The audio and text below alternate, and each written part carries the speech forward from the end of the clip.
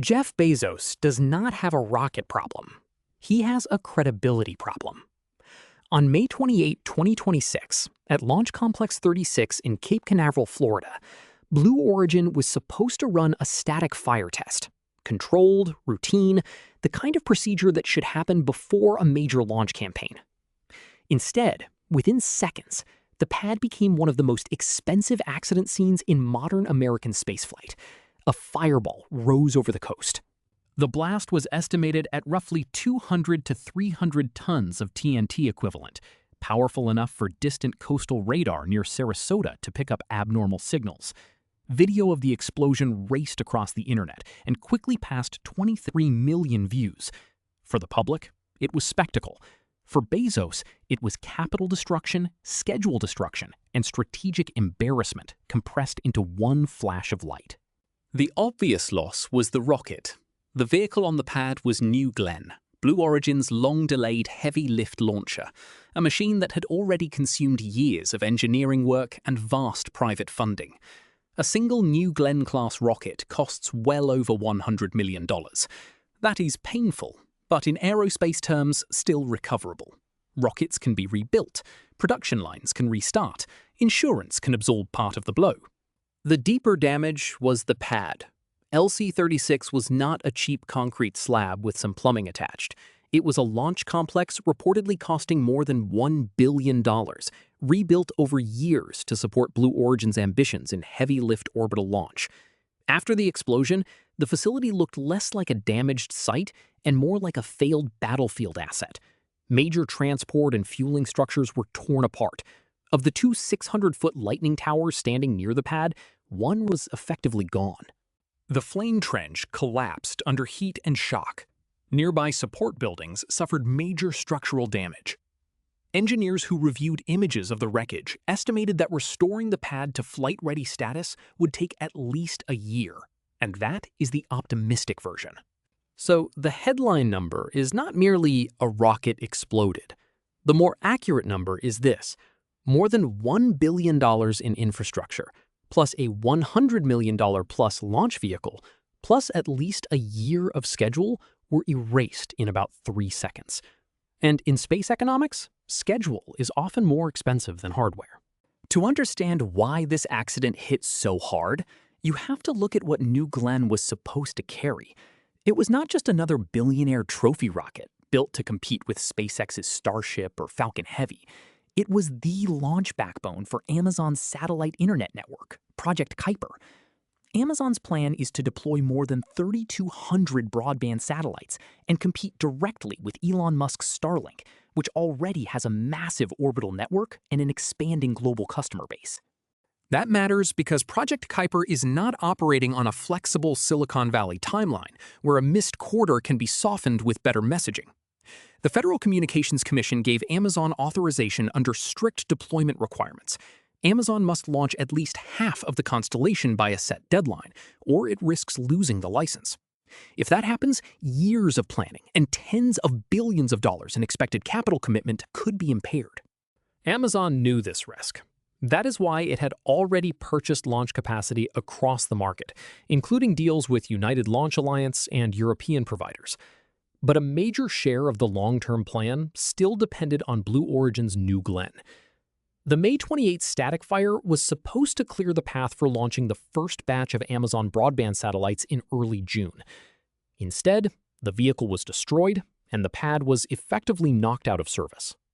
That turns Project Kuiper from a difficult execution story into a strategic emergency. Starlink is adding users, expanding coverage, selling terminals, winning government contracts, and normalizing satellite broadband as an operating business. Project Kuiper, by contrast, has just lost a core path to orbit. In consumer terms, this is like trying to compete with Amazon Prime while your own fulfillment centers are closed and your delivery fleet is parked outside a repair shop. The market does not wait politely while you rebuild. The damage also reaches NASA. Blue Origin is not only trying to sell commercial launches, it is part of the United States' return to the moon architecture under the Artemis program. Years ago, when NASA initially selected SpaceX for the lunar lander contract, Bezos fought aggressively. Blue Origin challenged the decision, took the fight into legal and political channels, and Bezos even offered to cover about $2 billion in costs to secure a role. Eventually, NASA awarded Blue Origin a separate contract worth $3.4 billion to develop a lunar lander for Artemis 5. That contract gave NASA a second supplier, which is politically and operationally important.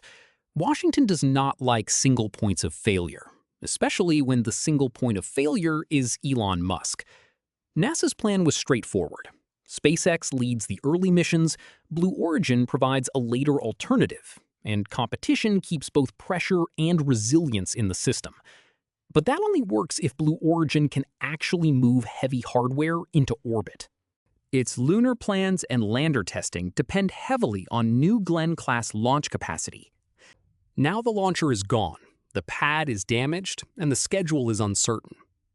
Outside analysts are already arguing that Blue Origin could be pushed out of the Artemis timeline for at least 12 months, possibly longer. That does not automatically cancel its NASA role, but it weakens it. A lunar lander that cannot be tested and launched on time is not a second supplier. It is a slide deck with a government contract attached. Public reaction was brutal because Blue Origin had spent years promising seriousness, patience, and technical discipline. The company's motto, Gradatum Ferociter, step by step, ferociously, was meant to suggest discipline over chaos. After the explosion, critics treated it as a punchline. Streamers and commentators replayed the blast, comparing it to a catastrophic opening move in a video game. Asmongold, watching the footage, called it devastating. Online chat feeds turned the failure into instant entertainment. Bezos responded quickly on X. His statement was disciplined. He confirmed that all personnel were accounted for and that there were no casualties. He did not claim certainty about the cause. He said the team was investigating. Then he moved to resolve. This was a hard day, but Blue Origin would rebuild, would fly again, and the path to the stars was never supposed to be easy. From a crisis communications perspective, that was close to the best possible answer. No denial, no blame shifting, no empty corporate wallpaper. He treated the accident as serious, protected the workforce, and preserved the mission. Even some critics conceded that the response was strong. But a clean statement cannot repair a destroyed pad, and charisma cannot substitute for flight heritage. The core question is not whether spaceflight is risky. It is. Rockets fail, engines rupture, tanks overpressurize, valves stick, software misses edge cases. SpaceX has exploded plenty of vehicles, and those explosions were often visible, loud, and embarrassing in the moment. But not all explosions are equal. SpaceX's Starship test failures in Boca Chica, Texas, mostly occurred during aggressive prototype campaigns. The company built vehicles quickly, tested them, destroyed them, collected data, and rolled lessons into the next unit. That approach looks chaotic to outsiders, but the system is designed to metabolize failure. The pad architecture is modular. The production cadence is fast. The organization treats test explosions as part of the development process, not as rare institutional traumas. Blue Origin's failure is different. New Glenn was not an early metal cylinder being thrown into an experimental flight profile. It was supposed to be close to a real commercial launch. The static fire was not a spectacular deep space maneuver. It was one of the most basic pre-launch checks. Ignite the engines while the vehicle remains secured on the ground, measure performance, confirm systems, and proceed toward launch. If a rocket intended for near-term commercial service destroys itself and heavily damages a $1 billion pad during that stage, the issue is not just bad luck. It raises questions about design margins, engine reliability, manufacturing quality, ground systems integration, and organizational review. Think of it this way. If a car company is preparing to deliver a new model to customers next week, and during the final factory ignition test, the vehicle explodes and burns down part of the plant, investors do not say, well, innovation is hard. They ask whether the company actually understands its own machine. That is the trust crisis now facing Blue Origin. For years, the criticism inside and outside the industry has been that Blue Origin inherited too much of the culture of a giant defense contractor, without accumulating enough of the operational experience of a fast-moving launch company. Too many reviews, too many presentations, too many internal gates, too much confidence in simulation before reality has been allowed to speak. New Glenn has been delayed for years, and every delay made the first major test more important. The longer the company waited, the more the market expected competence when the rocket finally arrived. The May 28 accident tore through that narrative. A company can survive a failure if the failure is part of a visible learning loop. It is much harder to survive a failure when the promise was that extensive preparation had already eliminated the obvious risks. Blue Origin has now learned publicly what it perhaps should have learned privately much earlier. The capital market implications are complicated because Blue Origin is private while Amazon is public. Bezos is the central figure in both, but the legal and financial structures are distinct. Amazon shareholders care about returns, not founder mythology.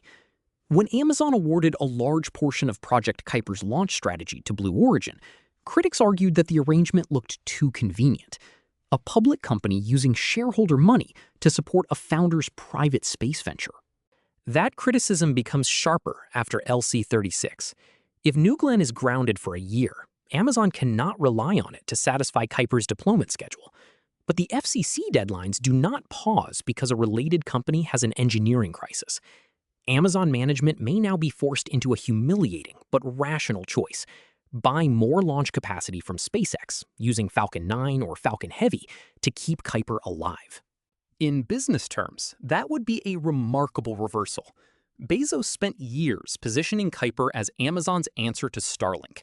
If Amazon has to pay SpaceX billions to launch the satellites that are supposed to compete with Starlink, the optics are brutal. It would be as if Walmart had to pay Amazon to deliver its online grocery orders during the holiday season. The service might still operate, but the strategic message would be unmistakable. Worse, SpaceX does not need Amazon as badly as Amazon may need SpaceX.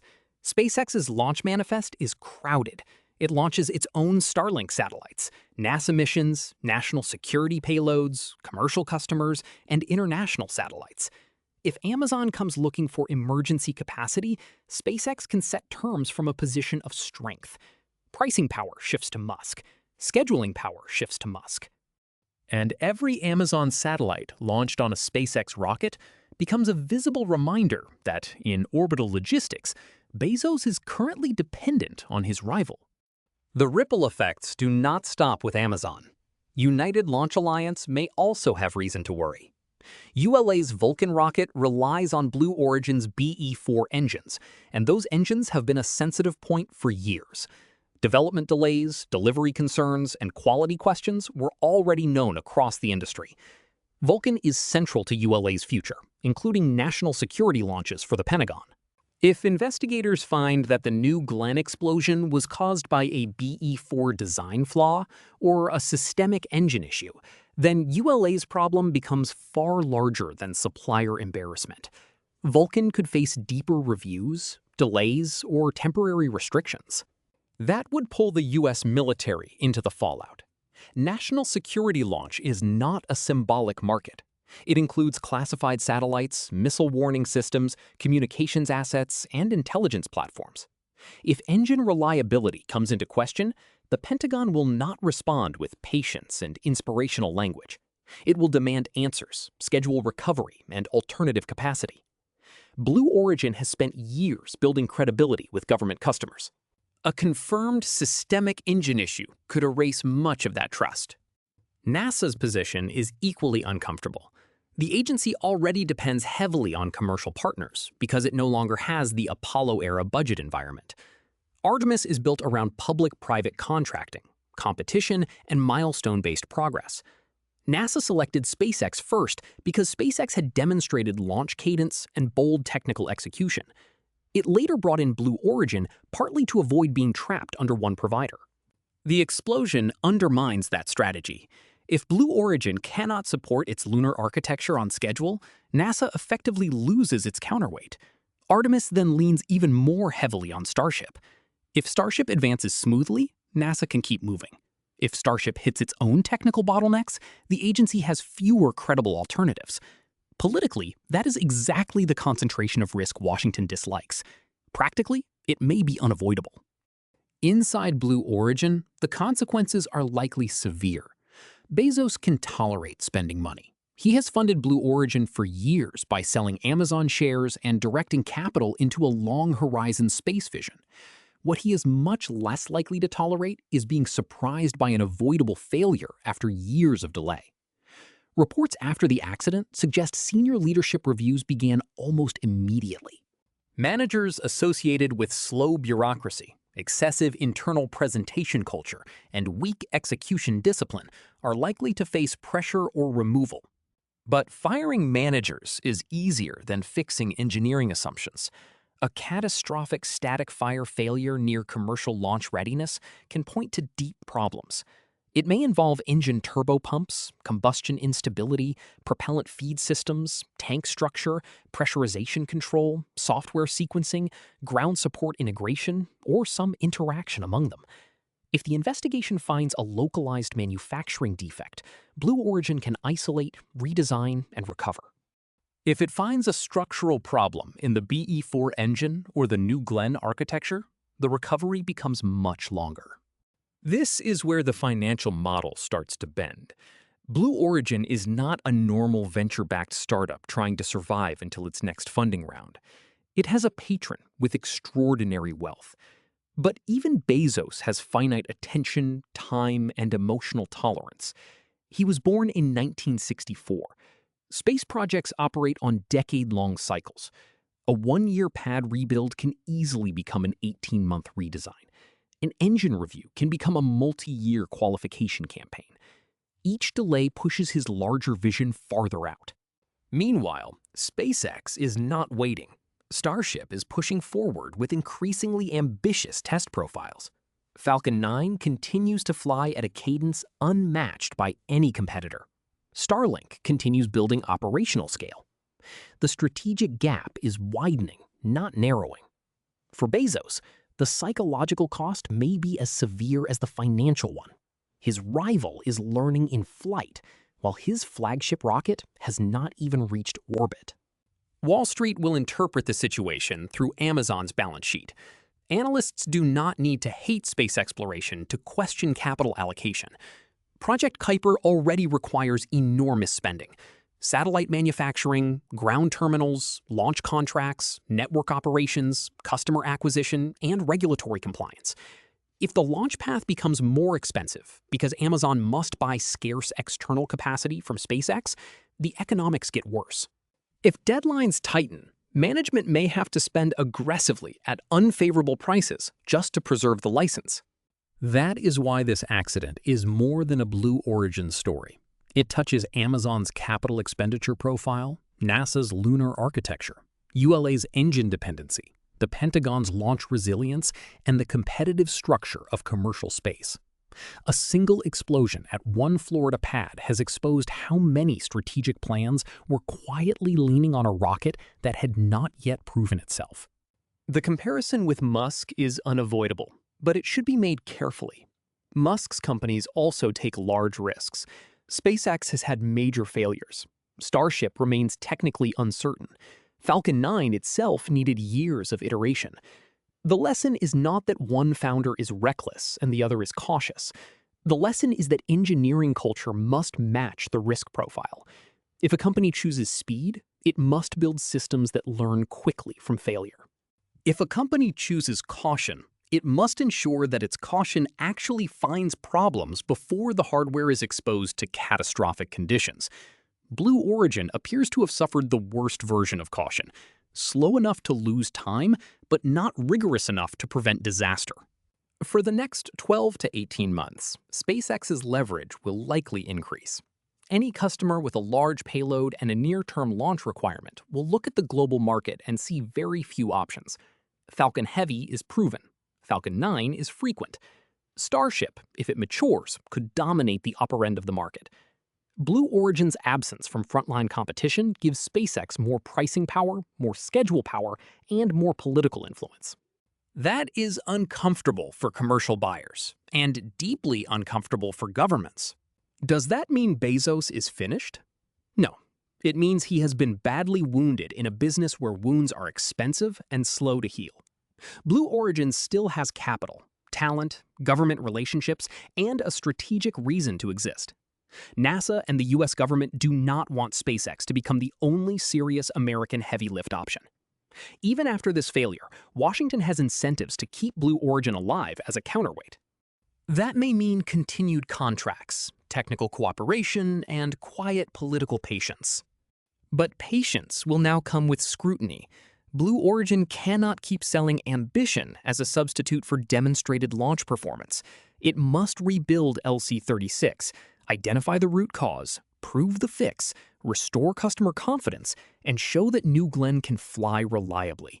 It must also change the internal tempo. The company does not need to become a copy of SpaceX, but it does need to stop confusing deliberation with progress. A rocket company eventually has to fly rockets. Bezos' statement after the accident hinted at his final advantage: persistence backed by capital. If he is willing to keep funding the rebuild, New Glenn will probably stand on LC-36 again. The pad can be repaired. Hardware can be replaced. Engineers can redesign systems. Organizations can be forced to change when failure becomes impossible to hide. The harder problem is time. Space is not just a technical race. It is a market race, a regulatory race, a government contracting race, and a reputation race. Project Kuiper has deadlines. Artemis has milestones. ULA has national security obligations. Customers have payloads waiting. Every month Blue Origin spends investigating and rebuilding is a month SpaceX spends launching, learning, billing, and expanding. So the right conclusion is not that Jeff Bezos is done. It is more precise than that. On May 28, 2026, the explosion at Cape Canaveral did not destroy his space dream. It destroyed the assumption that Blue Origin could move slowly, spend heavily, and still arrive in time. From this point forward, Bezos is no longer competing against Musk's promises. He is competing against Musk's operating cadence. And that is a much harder opponent.